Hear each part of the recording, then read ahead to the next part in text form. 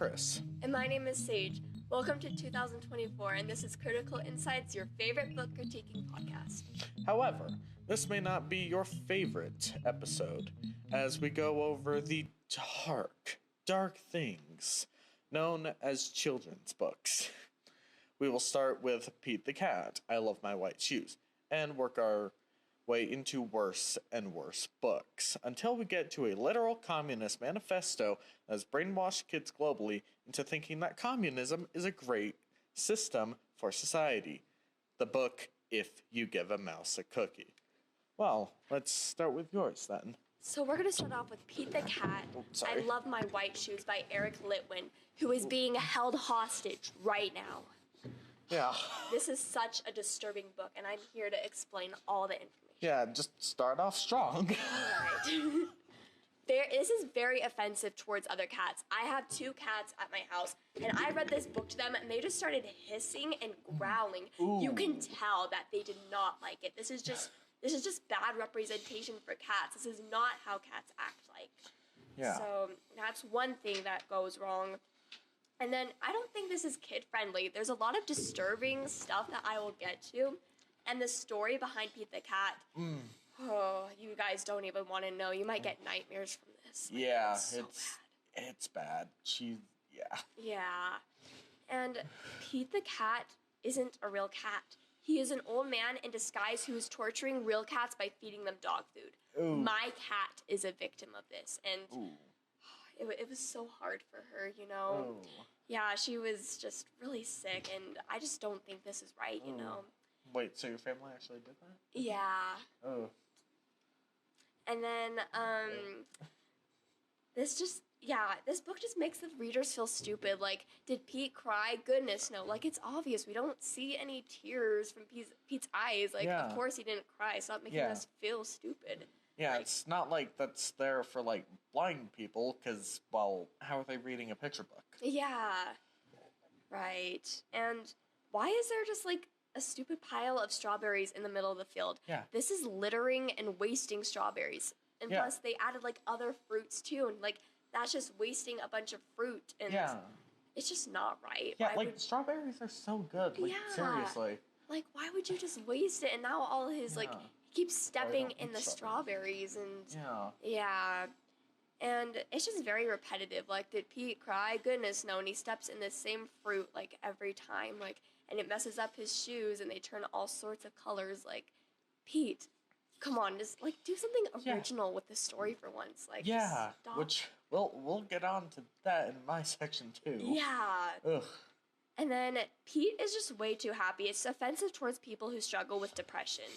Like, I just want that cat to struggle because he doesn't deserve the happiness he Oh my has. god. I know. He's just not a good cat. He just is way too happy knowing all the things he's done. It's not fair. All these horrible acts. Like, Right. ugh.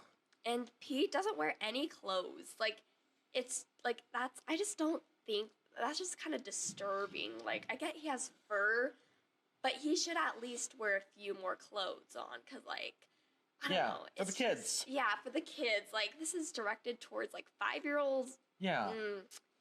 Like, And- they don't need to be seen. Right. It's just so disturbing, and, like, we don't want them to see all that at a young age. And is Pete blind? He's so dumb, and he can't see anything he steps on. Like, how does he just magically get on a big pile of strawberries? Like, Wait, what? yeah, he just, like, was walking, and then he landed on a pile of strawberries, and he's like, oh, how did I get here? And it's kind of obvious. Like, you probably walked up, Pete, or unless you're blind or something. I don't know.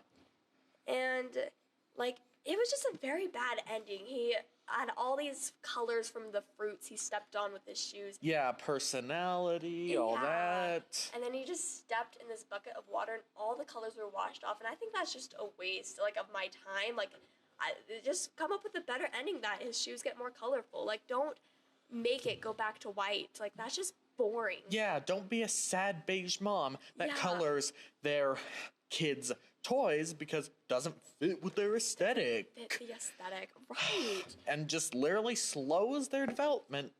Or stunts it, rather. Yeah. Because they need colors. Like, Right. Why? Right. And just, this is just offensive towards colorblind people. Like, I know a lot of colorblind people who are offended because they can't see the colors that Pete steps on. At least make a book that makes everyone feel happy. Like, yeah. Although, how would you do that? I don't know. Just, yeah. I wish somehow. Yeah. And I get horrible flashbacks from this book. Like, I almost went into cardiac arrest, and I'm only 15. Yeah. And yeah, it's just overall messed up. Yeah. And this is where it gets bad. On April 14th, 1912, Pete's human name was Peter Katzey, who hacked into the 100-foot-long, 400-foot-wide iceberg that tragically sank the Titanic and killed many people. It wasn't the iceberg's fault, it was Pete's. The government officials found out and tried to track him down. That's when he dressed up as Pete the Cat and proceeded to force the author to make children's books out of him to act innocent.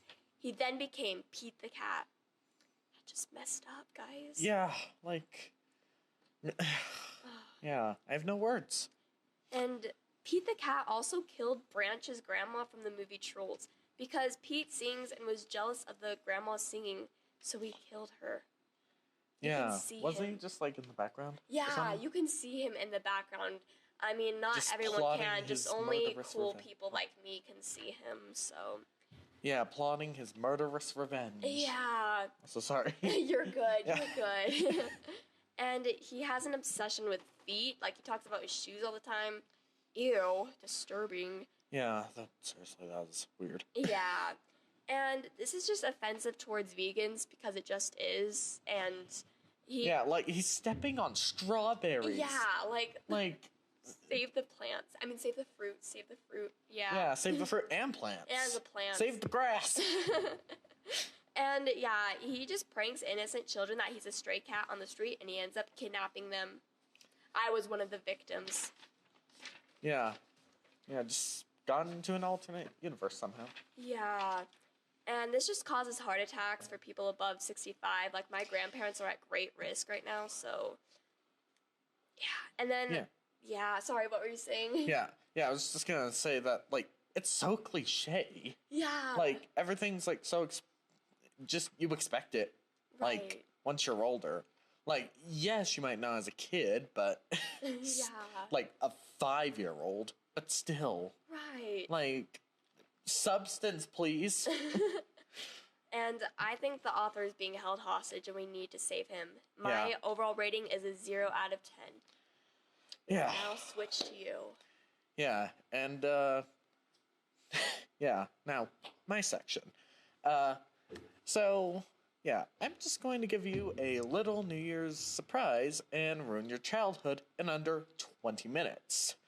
I will be going over the first book of the Ranger in Time series, Rescue on the Oregon Trail, written by Kate Messner. Sorry, forgot my words. Well, let's get straight into it, shall we? So, I should start by introducing the premise of the book. Ranger is never reveals his age. I don't know what his age is. Yeah. But seems probably middle-aged for dogs. I don't know, maybe young adult. I don't know. I don't know why I'm assuming age. But, yeah, but this book is about a time-traveling dog about Ranger, who is a time-traveling dog, and was planned to be a search and rescue dog, but failed his test due to squirrels. Like, he was chasing squirrels. Hate squirrels. Oof. I mean, yeah, they are not the best. So I can understand why Ranger would want to chase them. But, he was in training, and, like, he's mostly good aside from that. Well, at least outside of, training sessions. But we'll get into that later. But, anyway, in this book, he finds a medkit in the backyard just by digging. I just realized you could see me doing this. Yeah. Anyway, hold on. Oh yeah, and this medkit allows him to travel all throughout time. Well, in the past, really. But still, allows him to travel all throughout time and helps save people in. Sorry. He helps save people in those events, like the Oregon Trail, as is the topic of this video. What other ones were there? Oh yeah, like 9/11, I think Pearl Harbor, the the Underground Railroad, stuff like that. Like, that's what this book covers for, well, majority of the book's runtime. But yeah, and he tries to help those people in those times by being, an actually pretty good search and rescue dog, which is why he failed due to squirrels, kind of nonsense, but again, yeah. I'll get into that later. So, but basically, how it's shown, like, when he time travels, he wears his med kit, and he wears his med kit, and just, how is it described again? Oh yeah, and like flows. Sorry. Like, comes out of the box with, well, I think it's a ringing sound at this point. He gets summoned to it by a particular humming sound that I don't know how to describe. It has been a while since I've actually read this, but still. But yeah, and then he wears it and then feels warm, like a lot of sensory stuff. That's actually described pretty well, especially for a children's book. But then he just gets, sent back in time to wherever he's needed. All that. But all of this time that he spends in this, back in time, he doesn't, or no time passes in the future. Like, it's as if everything just stops for him. Yeah. Like main characters think. Like outside of real life, like, oh my god, these people. But anyway, real life grievances aside, this brings me to the main point. Dogs can't can't time travel with medkits that they found in the backyard. Right. That's probably super old and decrepit, and probably is releasing chemicals. Yeah. Which we'll get into later. Very unrealistic, too. Yeah. Okay, it's a children's book. I know, still, though. Yeah, just, like... Yeah, like, there are definitely some logic trip-ups, as is most of this section. But yeah, like how do you travel back in time with a med kit around your neck? Yeah. Like, it doesn't make sense. Yeah, like, and by the way, they don't explain it. Like, there's not even a separate book about it. Like, all the books you have are, like, canon. Like, Warrior Cats, for example, they do this differently. Like, there's, like, lore books, like, clans, I don't know what else there are, but, like, Secrets of the Clans, that sort of stuff. But... I forgot what I was saying. Oh yeah, but they just, like, don't explain this. Like, ideally it'd be in the book, but, I mean, even, like, outside the book is fine. Yeah.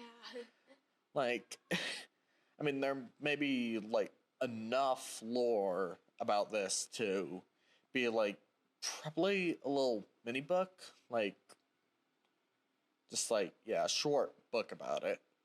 But, like, even that would be good, as I've just said many times. But I digress. Like, it just irks me so much. Like, ugh. But it also literally copies Magic Treehouse. Like, the same formula. Like, oh, sorry. Like, it's the same formula. You have a main character. Sorry. Oh, yeah. You have time-traveling main characters, like humans. And I don't mean main character in a derogatory way. I just mean that in, like, the main character of the book. Let me be clear. But, like, a time-traveling, in Magic Treehouse's case, human being transported back in time by books. With the protagonists going, like, well, in Magic Treehouse is more adventure, while in while in Ranger in Time it's historical. So I mean, it's not the exact same, but it still copies heavily. Like, and there's no acknowledgement of how there's no acknowledgement of how no time passes, or of how no time passes, but also of, like, how much that would screw with time. Like, in Ranger in Time, like, for example, I mean, some of them are smaller, like 9/11, but Rescue on the Oregon Trail, like, I can't exactly remember what he does in that book, but, because it's been a while since I've read it. But, I assume he, like, saves someone's life. Okay, I have a better example. Damn it, I lost it. Hold, please. What book was it? It was, trying to remember. Struggling. It's okay. Yeah. Yeah, but there's just, like, other books, like, it's even more serious than, like, the Oregon Trail. Like, that could literally, like, even that can, like, have pretty drastic consequences. But, like, other books, they're probably a bit higher, too, like, well, in the series. That's what I mean. But, yeah. But, outside of all the time travel and history, the story's just basic. Like, there's literally no substance to the start and the end, which are arguably the most important parts of your book. Like, because the first part of every book, is just basically slice of life. Like, the only substantial thing in in Rescue on the Oregon Trail, only that one, is that it sets up everything. But aside from that, like, the start is just really nothing.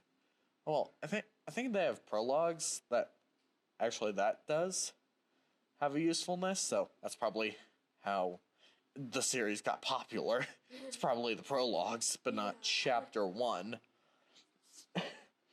But still, it's just like, but outside of that, it's just like nothing meaningful until he time travels. Like, it's just such a basic thing. And, like, at the end, it doesn't get better, because they're just like, oh, what's this? When Ranger has some artifact in his med kit or something. Yeah. I don't know. But, and just, it's just, that's all. Which, I mean, does make a bit more sense, but they act as if, like, time, or, no, wait, I don't think they act as if time passed. Sorry. But, okay, what was I trying to say? But just, yeah, like, kids really deserve better, especially Gen Alpha, which, I mean, are the kids, but still, like, they need it, especially now, knowing everything that's going on with them, and a lot of them being iPad kids, but I digress. This is what happens when you watch, like, Gen Alpha stuff, like, the night before. But, yeah. But, and then with a basic story, like, outside of the historical stuff, like, again, Rescue on the Oregon Trail, Hurricane Katrina, oh, yeah. 9/11, for God's sake. Oh my gosh. Like, it's oddly mature, which, okay, in some aspects, is a bit of a refresher.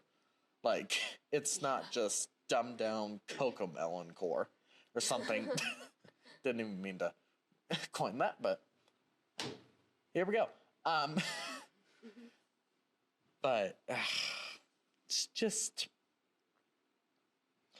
but yeah, why is it so mature?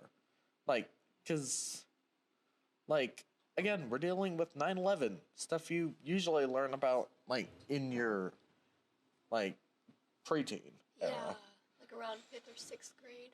Yeah, and I mean, I think Scholastic rates it like 2 to 5 for reading level. So it is kind of out of that. Yeah.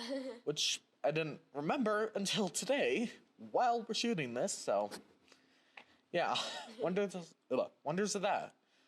But still, it's just like, yeah, it's just, I don't know.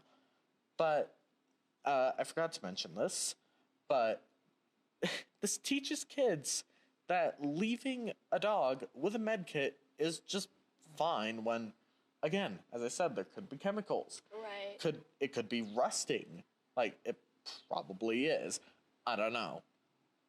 But it's just like, that's so negligent. Yeah. Just to do that. Right. Just like leave a dog with a med kit you found in the backyard that could, potentially be dangerous. There's probably chemicals in there. Like, and I mean, it'd just be like useless. Right, yeah. Yeah, just because, I mean, it's old, but also like, like if one could get in there, like, if the dog could get in there, they'd probably tear it up, especially knowing, like, how Ranger is. Right. Especially with chasing squirrels, like, outside of search and rescue. Oh, yeah. But, yeah, it's just like, yeah, I'm concerned for the dog's health here, okay? Me too, honestly. I hope he's okay. Yeah. Yeah, I mean, he never, like, dies in the book. I don't know if there are even character deaths. Oh, yeah. But, yeah. Oh, yeah, I remembered. Yeah, but Race to the South Pole, speaking of death, came at the perfect time. Like, Ranger literally saves people from dying in the book. Like how? Yeah, like, that's, I mean, kind of mature, but just like how little, like, that wouldn't screw with the timeline a little. No, that would be major. Oh, yeah. Like, yeah. Major. Too sensitive a topic for, like, little kids. Like, yeah. No. Yeah, I mean, that's probably why they do it, and also the heroic aspect. But, I mean, still. And just, like, even in some other books, if that just becomes, like, a statistic, like, it still changes that. Like, it would make it less severe, maybe even not a statistic.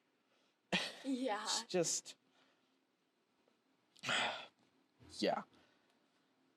But, anyway, though, yeah. Anyway, but speaking of, like, all that, like, it's just so safe, as, I mean, most kids' books are, unfortunately, but, like, it literally uses a different idea from another popular series, and just, like, the only non-safe thing it does is be historical in the way it is. That's the only non-safe thing it does. But even then, everything outside of it is just so safe. Like, there's nothing meaningful outside of it. Like, yeah, and, yeah, again, never explains the time travel or the consequences, like how it works or what consequences would happen. Yeah.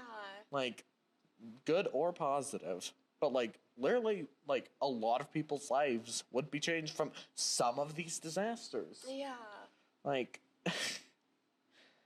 yeah, and just, like, yeah, but speaking of negligence, but on Luke's part, yeah, like, he's negligent because he lets his dog have a random med kit in the backyard without inspecting it or anything. Like, doesn't even bat an eye. If anything, encourages it. Like, just like, ooh, what'd you find? Just like, no, not caring for the safety of the dog at all. I mean, yeah, he's smaller, but still, like, if they're a family pet, you would expect that. Like, especially with, like, how, like, tied Luke is to Ranger. Like, care for your dog more. Like, why? Okay, I don't know. Yeah, but, yeah, and just, like, yeah, just grossly negligent. We're getting close, okay? I mean, it's only gonna get worse from here, but we're almost done with this. Anyway, but yeah, as I said, how in the world does no time pass when Ranger's back there? Yeah. Like, that's confusing. Yeah, although it is a bit more excusable because it's a kid's book, but still. And yeah, like some of this stuff I've already covered, so it's even faster. But yeah, they kind of failed him for the test over fear. Like, I mean, I get that dogs, can't talk to humans directly, but, like, still, like, if it's been proven that outside of that, like, I think even actually during his sessions, like, yeah, he would never chase squirrels outside of that, so, yeah, that's the whole reason, like, he probably otherwise, like, passed the test, but because of that. Yeah. Oh my god, I talked about time travel 2 times, Jesus. Okay. But, yeah, and just, the book is bland, like, just, it's also described as bland by a few people, which is, yeah, fair. Like, yeah, it, I guess it was so bland that it stopped production in 2020. Like, the most recent book was then. Oh, yeah. Yeah. It's just so bland. Like. Yeah, I think it was a couple in 2020. Oh, yeah. But, yeah. But, leaving this on a more positive note, the history isn't inaccurate, at least. Like, it's pretty, like, it's accurate. But that doesn't give you brownie points because, well, spreading misinformation isn't just like, or, like, shouldn't be celebrated. Like, that should be expected. Like, like, but the fact that the book is historical fiction with a time-traveling dog, just, I don't know, it's just cliche and, well, yeah, formulaic. Like, just, yeah. I rate it maybe even a 2 out of 10 with how much I've ranted. Like, I would have given it like a 3 out of 10, but maybe a 1 out of 10. I don't know. Yeah. But I mean, it is a part of my childhood and is kind of nostalgic, so I guess 3 might be fair. Yeah. Well, that was really dark history of those books. We're now going to have a short intermission, and then we're going to hear another opinion from Damon. Yeah, it's even worse. I'll tell you. Like, yeah, saving the worst for the last.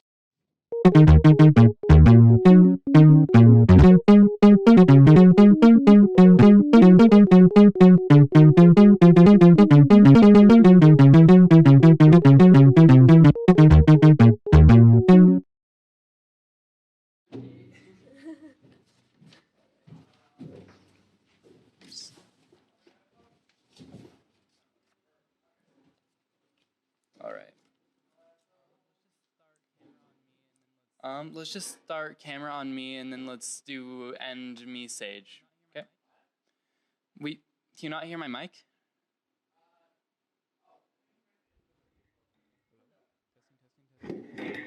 Hello? Testing. 1, 2, 3, testing. Testing. Okay, so let's just start camera on me. I'm gonna speed run mine, and then we finish on me and Sage. Okay. Hello, my name is Damon, and I'm going to be going over the gravest topic today. A literal communist manifesto for children. If you give a mouse a cookie. We don't have much time for this today, so we're going to keep it short, not sweet. So, today we're going over the Communist Manifesto for Kids. If you give a mouse a cookie. Started. This is obvious propaganda that's attempting to normalize the idea of the Samaritan's dilemma to the general populace into catering children to everyone's and someone else's desires. If people get normalized to the idea of catering to every desire, then that'll become the normal for the children of this era. And this will make them working class more compliant whilst the rich get richer. This book is just propaganda to make your children more compliant with the rich class to make them more money. This book obviously supports Nazi Germany. If you look at the Milgram experiments, it can be clearly seen that people, if presented with slowly escalating demands, will be much more likely to comply with those demands. This book involves slowly escalating demands to the main character, showing children that they should be complying with slowly escalating demands, and demonstrating to children that it works and that they should comply with these slowly rising demands. And this book clearly encourages children to support communism. This is the main part of the book. This is the main thing that's wrong with this book. It supports communism greatly. Share resources equally for free among all. The book then slowly escalates them with the mouse increasing its demands to the child, showing the consolidation of power in a communist regime. The beginning of the book of a small request of one cookie becomes a symbol of control and authority the mouse has over the child that is afflicted by this mouse's presence. This shows children that they can exploit benevolent acts from others when they slowly escalate their demands over time instead of making them all at once. This is just teaching your children to be exploited and other children that are a bit smarter maybe to exploit people. This book clearly encourages slavery, with the mouse telling the child to do things for them for free. The child, no questions asked, no thoughts in their mind about doing otherwise, just does the task. This book is trying to get children to see mindless compliance as the social norm. This story clearly supports the idea of what caused the attack on Pearl Harbor. The attack on Pearl Harbor was an attempt at preventive measures trying to interfere with America's naval abilities. The mouse in the book slowly drains the human's resources for no cost. The mouse gets more and more energy and power, whilst the energy gets less resources, running out of food and water. So when the child finally realizes what this mouse is doing to them by stealing all of his resources, it's too late, and the mouse has more power of the child because the child is weak, sickly, and dying because they have no energy and they have no food. Overall, this story is ultimately about insatiable beasts with an innocent child and its constrictive grasp, catering to their every want and desire. As it progresses further and further, the child is shoved further down as they serve the mouse's every single desire, no thought in their own mind. This book is trying to ruin your children.